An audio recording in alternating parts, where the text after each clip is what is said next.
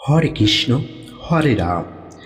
আমাদের হিন্দু ধর্ম মত অনুসারে ভগবান শ্রীকৃষ্ণের অনেক লীলা আমরা দেখে থাকি এবং সেখান থেকে নানা নীতিগল্প তৈরি হয়েছে এবং সেই রকমই আজকে ভগবান শ্রীকৃষ্ণের যে জন্ম সেই সব কথা নিয়ে ভিডিওটা হতে চলেছে।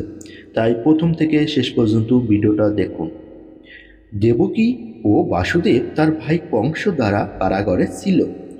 প্রতিবার যখন সে সন্তানের জন্ম দেয় তখন কংস নিজে এসে শুধু নিজের হাতে করে বাচ্চাকে মেরে ফেলত। দেবকীর সপ্তম পুত্রের গর্ভপাত হয়, কিন্তু তিনি রহস্যময়ভাবে রানী রোহিণীর গর্ভে স্থানান্তরিত হন, যিনি কৃষ্ণের দাদা বলরাম হিসাবে পৃথিবীতে এসেছিলেন।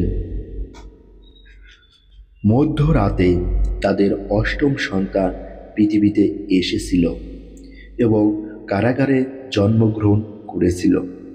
এটি ছিল প্রভু কৃষ্ণ এবং এই বিশেষ দিনটি জন্মাষ্টমী হিসাবে পালন করা হয়।